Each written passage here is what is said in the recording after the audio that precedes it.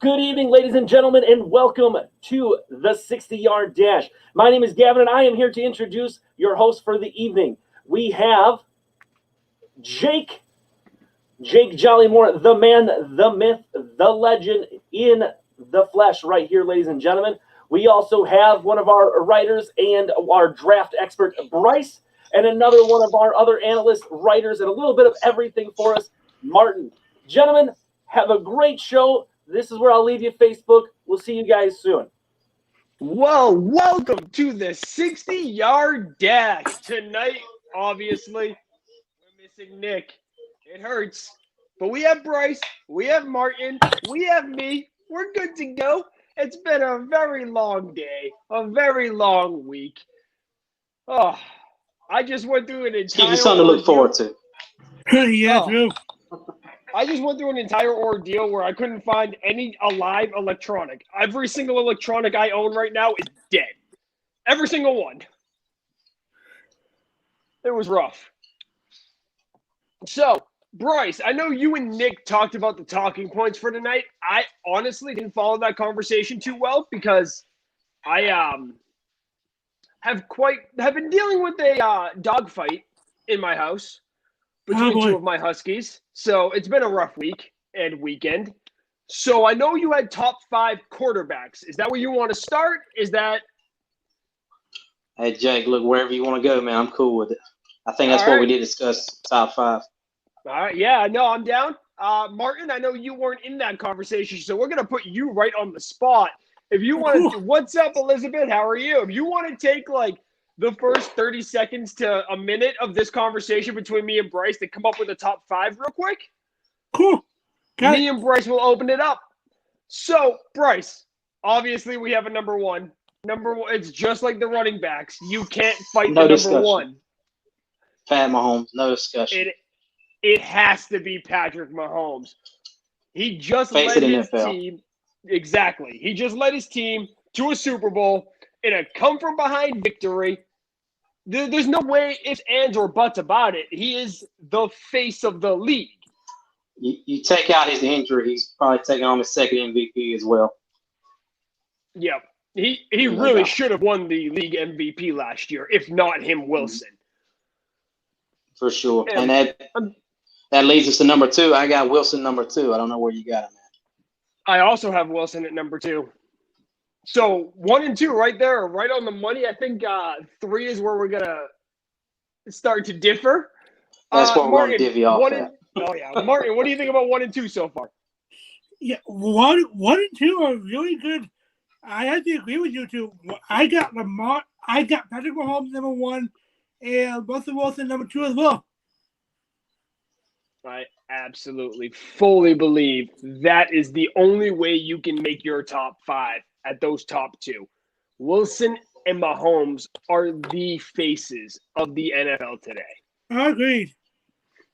Now, Martin, have you taken a few minutes to think about it? Do you know who you have at number 3? Yeah, number 3, I got Lamar at number 3. That's where I got him at. I know Jake is going to differ on this one. Oh, yeah. He's the reigning MVP, man. You got to have him in there. You're right. He has to be in the top 5, but he's not at 3 yet. So, my number 3, absolutely, Mahomes is the man. My number 3, though, I told you last week, Bryce, you need to put some respect on his name. It better not be who I think it's about to be. You need to put some respect on Dak Prescott's name. Oh, Jesus Christ. Oh, my goodness. At 3? Here we go. At 3. He is 3. So here's what you're saying. Season. Here's what you're saying. You start a franchise. Wilson, Mahomes are off the board. You're going Dak Prescott number 3. Absolutely, without a doubt or a shadow of doubt in my mind, Dak Prescott goes number 3. And if you give me 2 seconds, because again, with all my dog issues this week, I didn't have a lot of time to do my proper research. So I'm pulling it up now. 4,902 yards thrown last year with 30 touchdowns and 11 interceptions. Those numbers alone are better than an 8-8 quarterback. And again, we all know it was Jason Garrett's fault. Oh, for sure. Of course, yeah, it was. So, looking at his numbers, 36 in 2016, 33 in 17, 38 in 18, and 49 in 19. He took that leap forward, just like you expect him to in year 3 or 4. You can't blame him for having such a shitty coach. I just can't have a game manager in my top 5. He's not an X factor. He's a game manager, and he's not in my top 5. I go ahead and So you're telling me that you're not going to have Breeze, you're not going to have Brady, none of them are in your top 5. Rodgers? No. None of them are in your top 5. No. And I think even with them, their experience can help them take over a game. Dak doesn't have the experience nor the physical tools to just take over a game. It's not my top 5. I see. I have Breeze at 4. I'm going to go Deshaun Watson, number 4. Wow. You're whoa. Takes over a game. You're telling me that you're going to come at me for Dak Prescott on 3, but put Deshaun Watson at 4? Yeah, because he's working with a heck of a lot less than Dak Prescott is, and I'll be still right putting back. up You'll still be able respectable to hear me. Gotcha. Martin, who you got number 4? I gotta go with either Breeze or Watson with this one, but like you said, Breeze is kind of a game manager sometimes, so I gotta go with Watson right now. Yeah, I like Breeze, but I think he had an injury last season. And I think age finally catches up to him this season. Now, Just saw how are you signs guys of- going to tell me that Deshaun Watson is better than Dak Prescott? We kind of did this on the spot. I don't have the stats in front of me, but I really just judge this off what I see. I mean, Give me 2 seconds. I'll pull up the stats. Matt Ryan's going to throw for 4,000 plus yards every season. That don't make him a top 5 quarterback. Actually, my top 5. So real quick, Dak Prescott, just to reiterate, 4,902 yards, 30 touchdowns, 11 interceptions. Deshaun Watson had 3,852 and 26 touchdowns and 12 interceptions. How is Deshaun Watson better than Dak Prescott? If I'm not mistaken, what did he do on the ground? I mean, this part of Deshaun Watson's games was his legs. I'm sure he had 500 plus yards rushing, probably another 5 touchdowns on the ground. Rushing, he had 413 with 7 touchdowns. Behind an atrocious offensive line. Unlike Dak Prescott, he was behind an atrocious offensive line. I'll give you that. He had D-Hop, absolutely, but better. And Ezekiel He doesn't Zane, have- how are you? Thank you for joining us. Our baseball guys are freaking great. They kill it on Mondays. You can see Gavin again on Sunday for Circus Monkey Sports as well. Continue. But he doesn't have Zeke, doesn't have Amari Cooper, he doesn't have Michael Gallup, doesn't have that offensive line. You got to take that into perspective. Yeah, So- Watson does not have anything to work with outside of DeAndre Hopkins now. I mean, Who's it's gone, gonna be interesting to see what he can do this season with really no real weapons outside of DeAndre Hopkins. And he runs for his life every single play. He's running for his life. Yeah, I guess we'll So forget you about got to Will take that Fuller. consideration. That's cool. What was that? I guess we'll just forget about Will Fuller. Like, he wasn't the heart and soul of that offense when he was healthy. When he's healthy. That's the big thing. He's healthy Injury prone. half the year. No, I totally agree with that. However, Dak Prescott is a real quarterback. I'm not saying he's not. He's just not my top 5. Top 10. I'll give you that. Martin, where do you have Dak Prescott? Where is he on your list? I got him a 5. Yeah, you do, because you're a smart man, Martin. You're putting respect on Dak Prescott's name. Over here, though. I think who I have at my number 5 is just going to Jake, I'm ready to see your reaction. You ready to hear my number 5? That should be good. Your number 5. The man himself from the Philadelphia Eagles, Carson Wentz.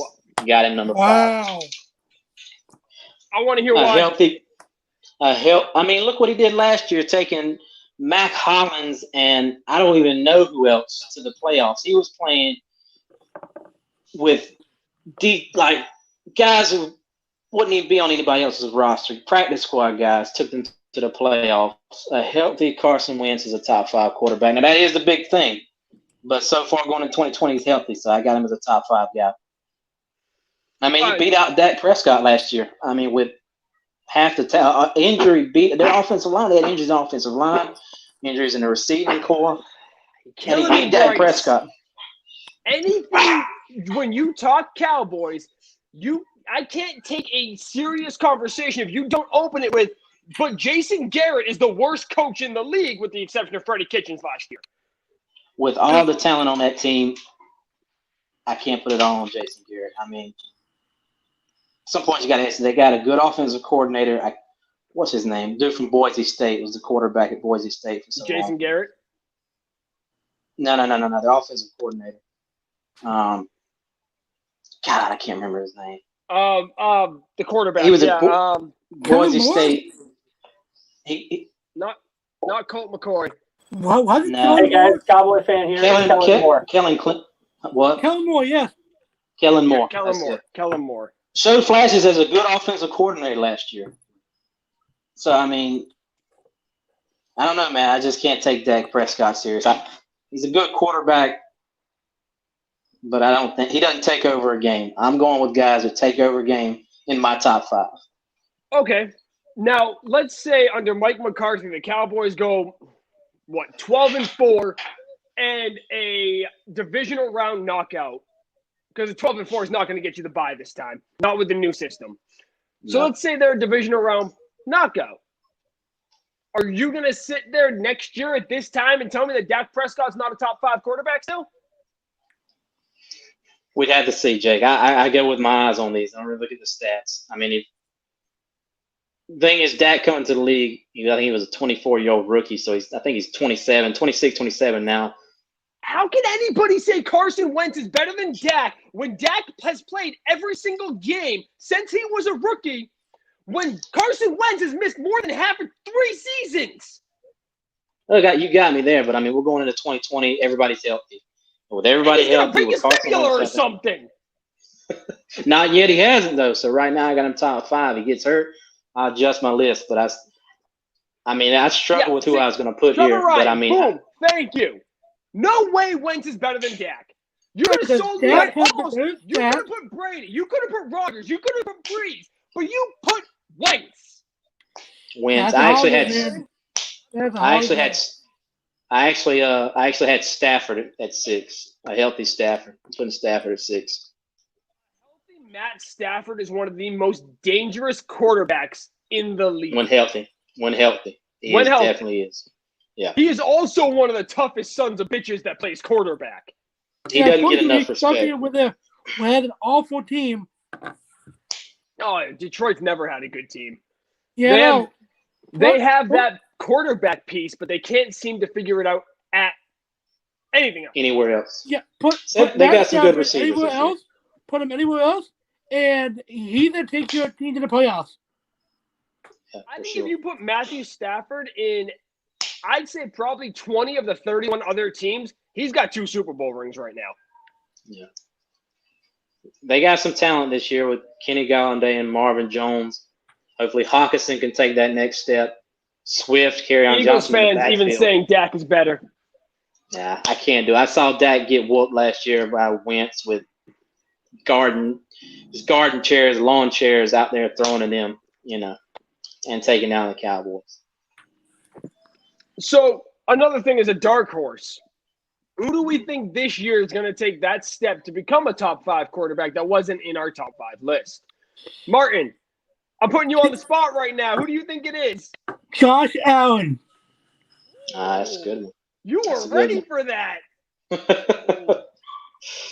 That's a good one. I like Allen this year. I like Josh Allen a lot. Sam Darnold by Trevor Ryan. That's another good one. He's another guy that can't stay healthy, though. And Bryce, it's who just do an you got? adult. And I got Josh Drew Lock, Allen man. has everything he needs right now. He has the offensive line, he has the defense, he has the number one receiver with Stephon Diggs. He has everything going for him right now, and he just needs to put it together. If he can put it together this season, then I think he can make top 5. That's fair. No, that's very fair. The addition of Stephon Diggs was huge for Buffalo. It's huge for Josh Allen. He has a reliable weapon now. There's no excuse for him to not be able to throw the ball like last year because he had to hold the ball for far too long and then try to extend the play on his legs. Bryce, who do you got in your dark horse? I got to go Drew Lock, man. I think that's the popular answer right now. Looked great down the stretch last year, and they loaded that offense up. KJ Hamler drafted in the second round, Jerry Jeudy first round. A lot of things people ain't talking about. Melvin Gordon signing in free agency. So you got him and Phillip Lindsay. Noah Fant looked good as a rookie. He's going to take over that role this year. I think he's primed for like a Pat Mahomes, Lamar Jackson second-year breakout. We got Dean Yates. Locke is his dark horse as well. It's a good pick. Also a good pick. So far we've had Sam Darnold, we've had Drew Lock, and we've had Josh Allen. Now, I like the Josh Allen pick a lot. That's a great pick. But my dark horse, Kyler Murray would be too easy. We expect Kyler Murray to take that step forward. Yeah, It'd be disappointing if he doesn't. Exactly. I'm going to go way out in left field with somebody that's really amounted to nothing in his career so far. Murray, it has to be Murray. That makes the most sense, but I don't like to make the most sense. That's too easy for me. I'm going to have to say Baker Mayfield. Oh, that's a good one there. Baker Mayfield has – go ahead. Go ahead. No, you go ahead. Baker Mayfield has too many weapons to have another bad year. Exactly. Boom or bust. And he has a lot of time to get a repertoire with them under a new offensive-minded coach that isn't as dumb as Freddie Kitchens. Has play calling experience. Exactly. So I think Baker Mayfield, as much as I don't want to see the Browns win anything because it's just funny at this point, I absolutely believe that the time is now for Baker Mayfield to finally take that step forward and be the quarterback that they expected him to be. So let me ask you this. Would you consider that – I consider that more of a bounce back than a breakout. I mean, I feel like he broke out his rookie season. And so he never really broke out, though. Yeah. He had a mediocre rookie season. Wasn't anything special. He definitely regressed last season. Definitely but it doesn't – that I wouldn't call that a bounce back because he was never anything special to begin with. Now, if he had came out and lit up the entire league, if he had pulled a Kyler Murray, because Kyler Murray went under the radar while steadily doing great. So if he had pulled that his rookie year, then I'd call it a bounce back. Gotcha. That's fair. So, anything else we want to say about quarterbacks? Any other quarterbacks you want to bring up? Anything we want to talk about? I was getting there, Gavin. I was getting there. Yeah, we got to talk about that. I don't know, man. I mean, just one storyline I'm looking at is Tyrod Taylor. I hate for him to get replaced. I hate for him to get replaced for a second time in his career. Well, really three times if you count Buffalo, you know. I really want him to do good this year. Oh, my God. Like, the touchdown record's a hard thing to break in this day and age. That is true. I mean, but, Tyrod Taylor. Things. Yeah. So I think Justin Herbert's starting by week 6. They didn't draft him as early as they did for him to sit behind, of all people, Tyrod Taylor. Have they kept Phillip Rivers? Go ahead, Martin. I give them a deal. Yeah, I think he'll be starting before week 10. Yeah. Tyrod got hosed in Cleveland. Yes, he did. It's just, man, he's a solid quarterback. Seems like a stand-up dude. I'd love to see him get a full season under his belt. But like I said, Herbert behind him, I doubt that happens unless he just absolutely lights it up, which he can't do in that offense. I mean, that's a loaded He'd offense. have to pull a Teddy Bridgewater in New Orleans kind of season to keep that job. Yeah. Philip Rivers with the Colts, Tim Tobin is asking about. We're going to get to Earl Thomas, Dean. Don't worry. But Philip Rivers with the Colts, do we expect anything out of that? I mean, he put up good numbers last year. He just threw so many freaking interceptions. Like, Jesus Christ. I mean, he's not as good as offense as he was in Los Angeles. I mean, you got T.Y. Hilton. They drafted Michael Pittman, but I expect him to take a year to develop. So you got good running backs. I don't know. I don't expect him to get any better. He's not in a better situation. He's in a slightly worse situation. Martin, what do you think? Yeah, outside of the offensive line, I don't really see anything for Philip Rivers that was better than Indianapolis than Los Angeles right now, because Los Angeles has the better receivers and maybe running backs, but offensive line is the only thing I can think of that's better in Indianapolis right now. And I don't know how good Philip Rivers is going to do in that offense this year. I fully agree. Than Jacoby Brissett last year. I mean, does anybody expect that? We lost it for the beginning of that. You were cutting in and out. Can you hear me? I can. I said, do we expect him to be any better than Jacoby Brissett last year? I think a little bit better. A little bit. Not much. Yeah, of course he's better. Yeah, he's going to be a little bit better. Yeah. So, as far as, oh boy. Cam Newton with the Patriots. We'll get, don't even. As far as Dak, that's how much I want to talk about Cam Newton and the Patriots. As far as Dak and Wentz, reason they beat them and made the playoffs is because the Eagles have a better overall team and played nothing but the NFC East in December. That's fair. They were extremely hurt, though. I mean, at every level, on both sides of the ball. I mean, offensive line, receiver, secondary, where they're not good to begin with. Gavin, I know you're back there. Do me a favor and look up defensive rankings and tell me where the Eagles and the Cowboys ranked last year. Because I feel like the Cowboys' defense was god awful last year. God awful. Which is no reason they should be, because they're loaded at every level on that defense. But I'm pretty sure they weren't that great. So with that being said, let's move into the Earl Thomas question while we wait for Gavin's response. Does Earl Thomas sign elsewhere, or is he in an A-B situation where he is too much of a head case? No, he's not. In no way, shape, or form is he in a A-B situation, because teams won't go anywhere near him with a 10-foot pole. AB is in his class of his own, grade A maniac to the rest of the league right now. Earl Thomas obviously has a problem with authority and his teammates. Is that something you can work around? I don't know, man. It's Go ahead. I mean, the team, from what reports, the team basically voted him out. That the council of the veterans or something, whatever, come out.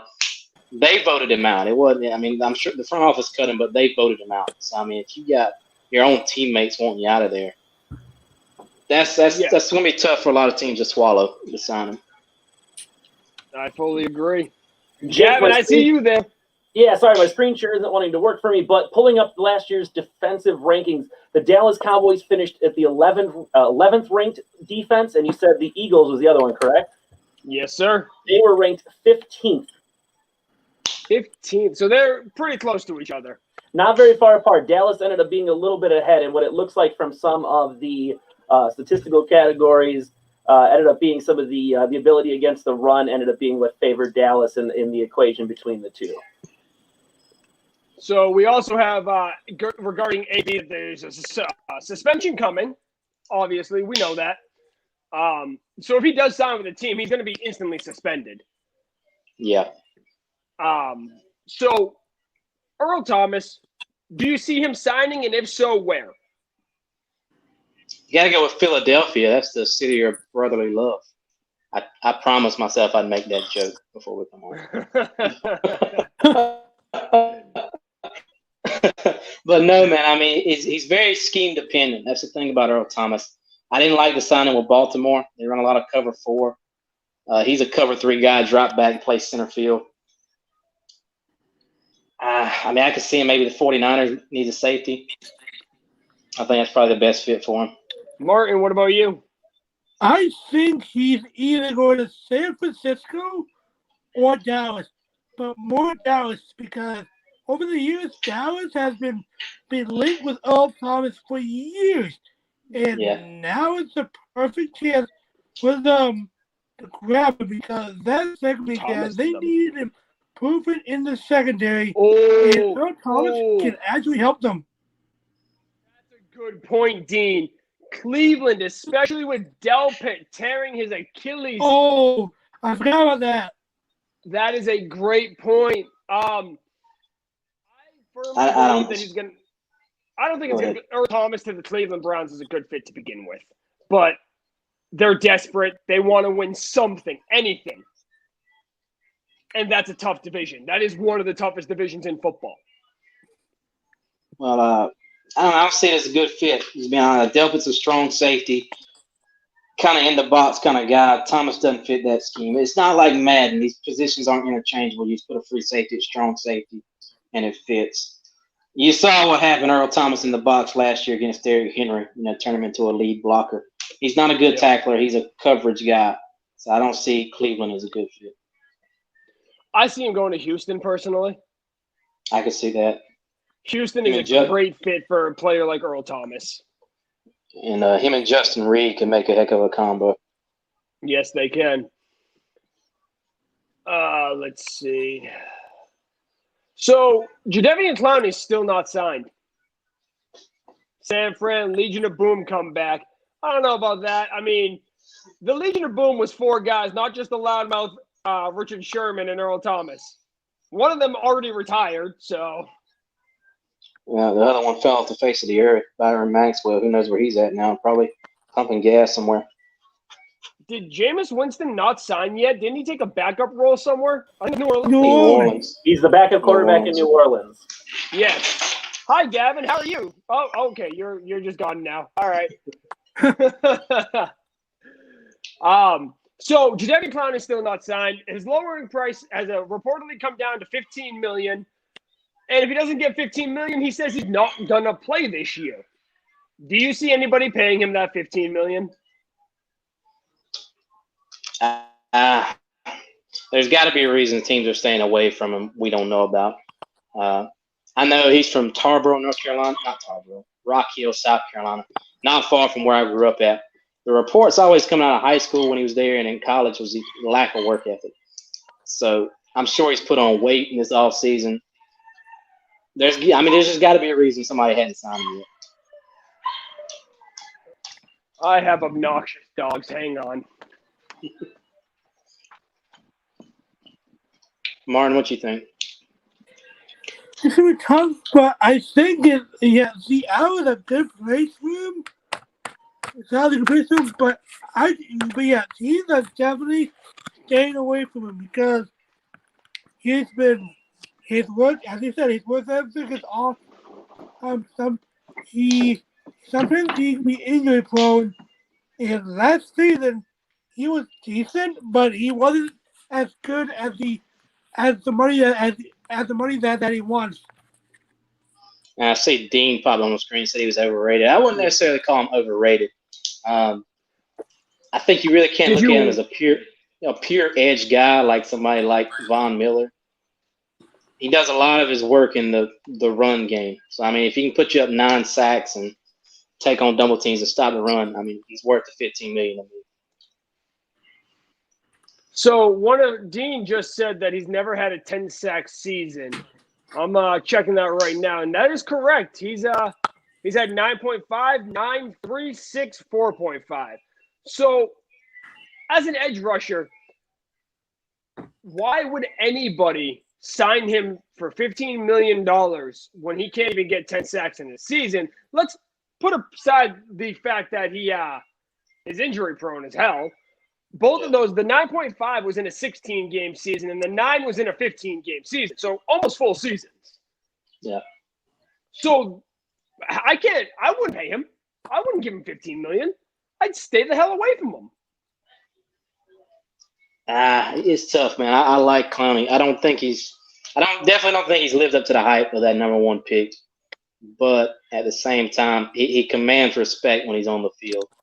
Guys are going to send double teams his way, and that frees up other parts of your defense. So Clowney has to it's priced at like 10, maybe 9 million.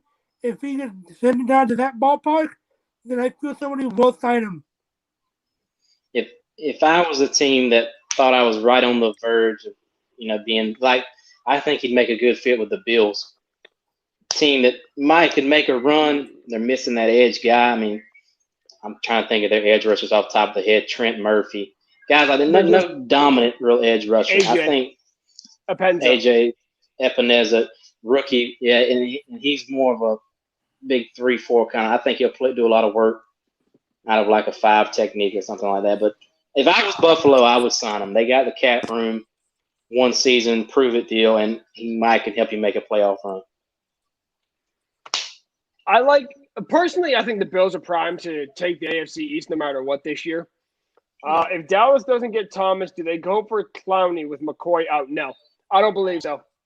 They have too much depth at that position. No need for him. That's why they were so quick letting McCoy go. They have Ed Oliver in Buffalo too. He's a DT as well. Yeah. Epinez and Oliver, I see as DT guys, but as far as your 4-3 edge rushers. They also signed Quentin Jefferson. That's the other one. Yeah. I think Clowney could come in and start on that team. They got the cap room. They got a lot of young guys, so they got the cap room. A 1-2 year deal. I think they could make it happen. I fully agree. The guy from Clemson, did we miss a comment here? What does that mean? Shaq Lawson went to Miami, if that's who they're referring to. Shaq Lawson, yeah. Yeah, okay.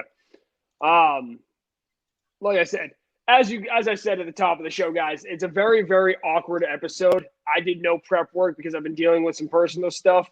Our second co-host, Nick, who does most of the leading of this show, was nowhere. Has also personal issues going on, so he's not with us. We have Bryce with us, and we have Martin filling in for the night. So like I said, it's a very awkward episode for us. So I'm literally looking things up on the fly as we have this conversation. So we're just talking football, having a good time. Whatever you guys want to talk about, drop it in the comments, and we will discuss it. Go ahead, Bryce. You were going to say something? I can't remember where I was going with it. I was just gonna say, like kind of like what you were saying. Drop some stuff in the comments. Give us something to talk about. Like I said, it's a very awkward situation this week. We should have done better. We didn't. But I think we kind of skipped over. Somebody asked about Cam Newton with the Patriots. I know. All right, let's go back to that. We're Patriots fans. Let's talk about it. I was gonna avoid this. There it is. Yeah. Cam Newton to the Patriots. All right. There's been a lot of good reports coming out of camp about Cam Newton. Looks like he's really committed. I think he's going to have a good season. Saw a quote today said he was running. Cam, go ahead. Yeah, Cam's going to run with that job. There's no way that I feel that with Chin's injury and Hoyer's not really that good anymore, Cam has that job locked in. Before I give my opinion on Cam Newton, I'll go back to that comment. Clowney was never a sack person, even in college. Okay, then as a defensive end, he doesn't get paid. It's that easy. That's it. It's that easy. As a defensive end, if you cannot get sacks, you do not get paid. End of story. Yeah, I'm tough on him, man. Like I said, I think what he does in the run game dictates at least 12 to 13 a season. Name one other defensive end that can't get 10 sacks in a full season that's got paid 12 to 13. Let me think. I mean, Fletcher Cox is more of a DT. He could place him in, but that's kind of what I think about when I think of him. Is it like Fletcher Cox, run stuffer? who can get sacks. Give me 1 second. I am pulling up the highest paid defensive players in the NFL. And we'll go through. So we have 10 guys making $18 million or more. That's where. Mhm. So this is what the list is. We'll work with this. Trey Flowers makes $18 million a year. Okay. Von Miller, $19.01 million a year. Chris Jones, a defensive tackle. Frank Clark makes $20.8 million a year. That's a prime example there. Has Frank Clark ever had over 10 sacks? I think he might have had one season with 10 exactly. Yeah. Find out. I think he's also just entering his prime, though.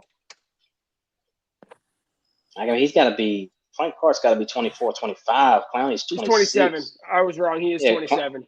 Clowney's 26, about to be 27. So, and they're right there in that same ballpark. So Frank Clark, 2015 had 3 sacks. Mm-hmm. 2016 had 10. 2017, 9. 2018, 13. 2019, 8. Okay, yes. I mean, you take out that one season. And I think we don't think of him as the same thing because Clowney was the number 1 overall pick.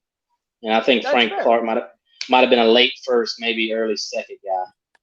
Myles Garrett deserved that big contract 100% minus his little snafu with Mason Rudolph. And yeah, I'm going to call it a snafu. Yeah, I like that word. Yeah, I give you that Start one. He is amazing, Cleveland. Cleveland needed to pay him 100%. He is the leader of the defense. He is a guy that can get them 10 or more sacks this season. They needed to sign him to a long-term deal, and he deserves it. In 37 games, Myles Garrett has a career 30 sacks. In 10 games last season, before he got his indefinite suspension, he was averaging a sack per game. Animal. Thank you for joining us, Ezekiel. We hope to see you again. Thank you for commenting. We appreciate you. So there's no way Myles Garrett did not in any way, shape, or form deserve that contract. No way. He doesn't deserve it? No, he does. He absolutely does. He does. Yeah. He does. He For sure, no doubt. He's going into his 25 age season. He's going to be 25 this season. He is just about to enter his prime. And he just signed, I believe it was a 4-year deal. So you have him now locked up until he's 28. Yep. And you see after that. The way the market's changing, I mean, you got guys like Nick Bosa coming up. In a few years, that'll be a steal for sure. Yep. Oh, yeah. Going back to – go ahead, Martin. Yeah, cool. Yeah, that's going to be a steal. So going back to that list, Aaron Donald's at number 4. He's a defensive tackle. Khalil Mack at number 3 at 23.5. And boy, did that trade work out for the Bears. Man, I'd say it worked out for the Raiders. I mean, Khalil Mack disappeared last season. What was his stat line last year? I'm working on it right now. Because at first I thought the Bears were winning it, and then I see what Oakland's doing. So what was his stats last season? All right, so we have a total of 16 games, 5 forced fumbles, 8.5 sacks, and a total of 47 tackles. Okay, so he's making 23 and a half. Hits. Go ahead. He's making 23 and a half with 8.5 sacks, but Clowney can't get 15 with 9 a year. All right. You want me to counter that for you? Yeah, go ahead. Answer. I think Khalil Mack's a better player. Don't get me wrong. I'm not saying Clowney's better than Khalil Mack, but I mean, come on. The stat line of going through these seasons with Khalil Mack of 15 sacks, 11 sacks, 10.5 sacks, 12.5 sacks, all in that direct order. He averaged, 11.5 over a course of the 4 years before he had this one down year? He deserves that money. Absolutely, because he signed that contract before that down year even happened. And even if he had that down year, I'd sign him to that money. But 23.5, but you wouldn't give Clowney 15. No, first off, let's take the injury history as well. Under no circumstances am I giving somebody that's been that injured $15 million. What am I going to do? Let him ride my bench, warm my bench for me while he's injured? Is he going to spray water on my actual guys that are playing? Like, $15 million.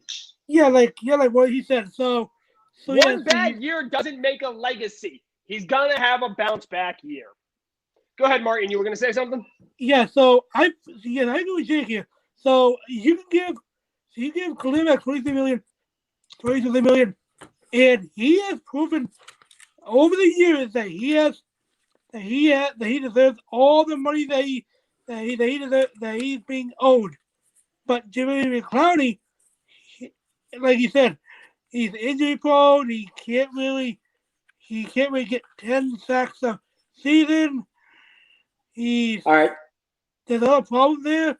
So I see why people are not paying him $15 million. All right. Well, what would you pay him then? Let's get a number that y'all would pay him. If he come to you and said, "Hey, I'll take 12, 1 year, $12 million.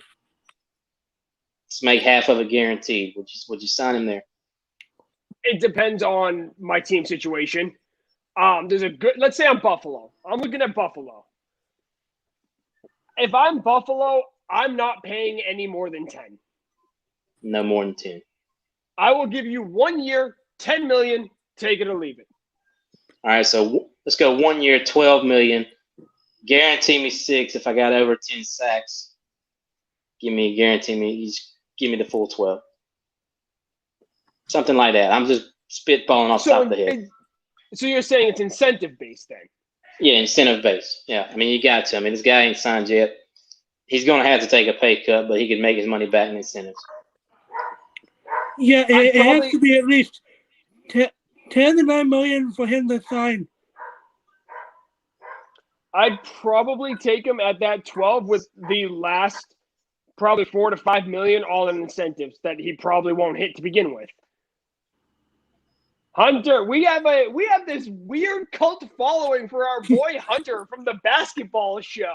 And it is interesting to see them start trickling their way down into our show. So the highest paid defensive or edge rusher in the league is Joey Bosa. He deserves it. Absolutely. Look, his stat line, 10.5, 12.5, 5.5 on the injury season, and then bounces back at 11.5. Yeah. But when you got a guy like, Melvin Ingram's got 1 or 2 years left, Bosa's going to be your prime guy for the next 5 years. Absolutely. He's going to lead that team into the future. It's a matter of who's going to be the first guy to make more than that. Yeah, probably be his brother. Yeah, I was going to say it's probably realistically going to be his brother Nick. The Bosa brothers are going to be the highest paid players in the NFL together, or the highest paid family we'll go with.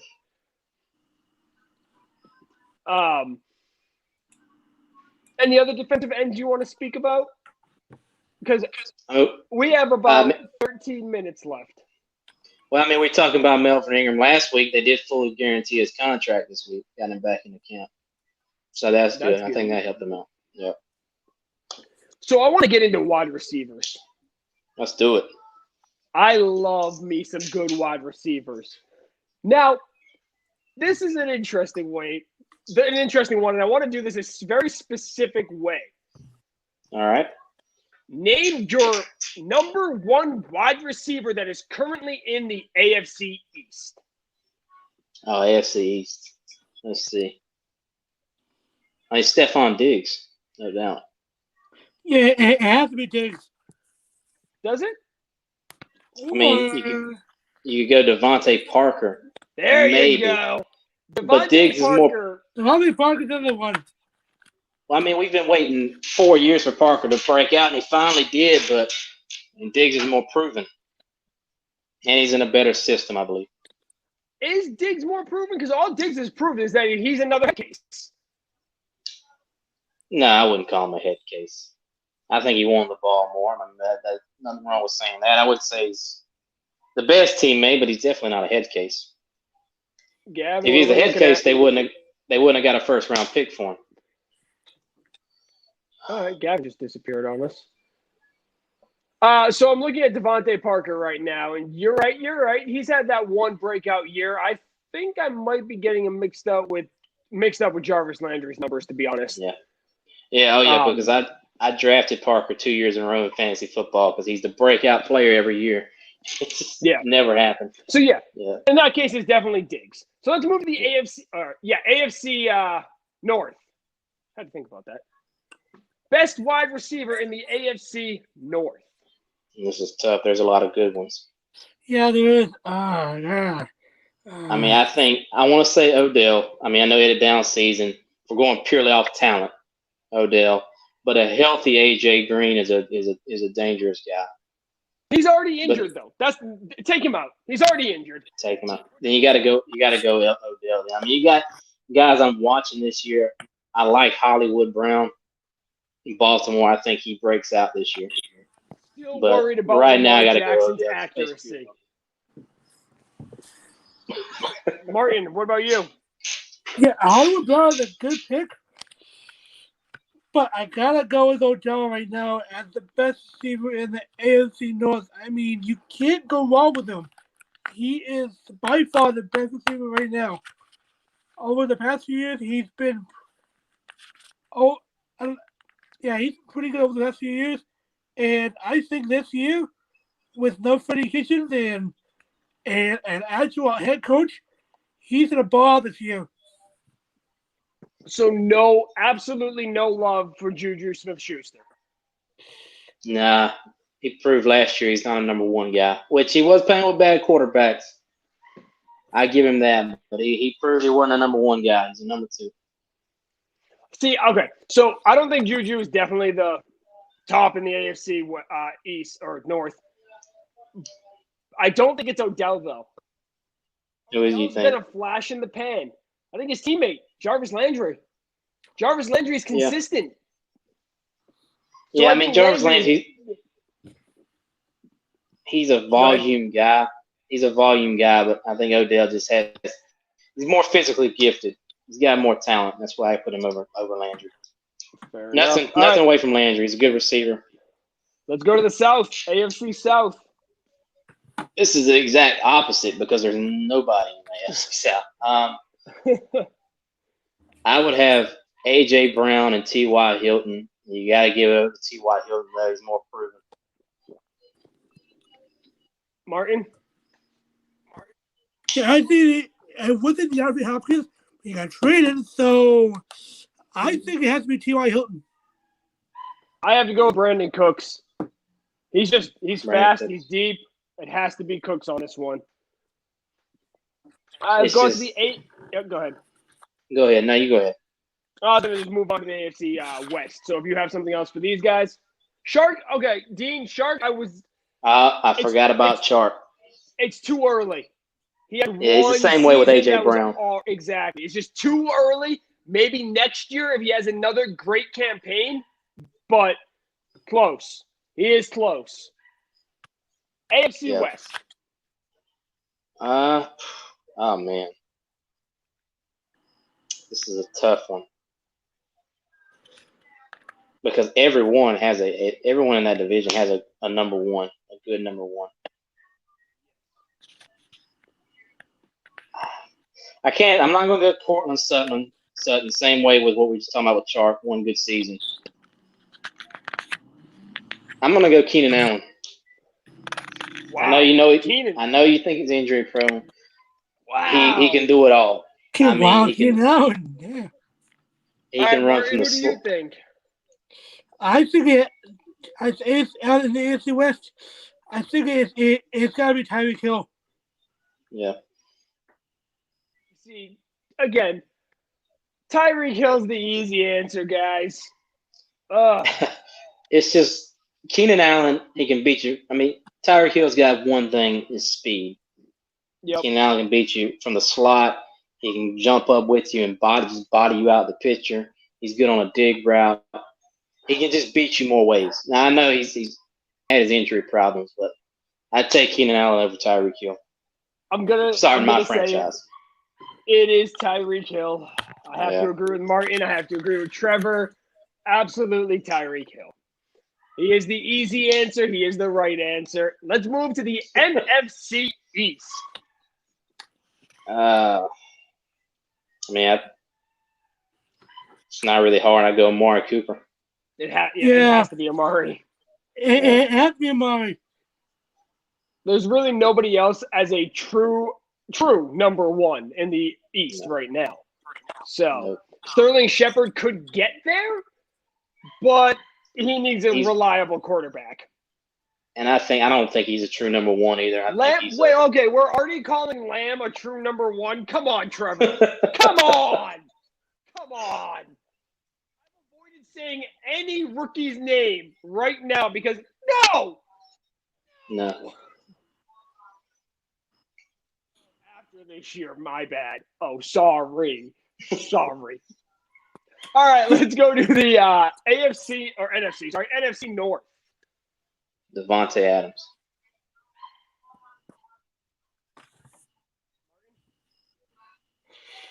I gotta go with Adams. Devontae Adams. Absolutely.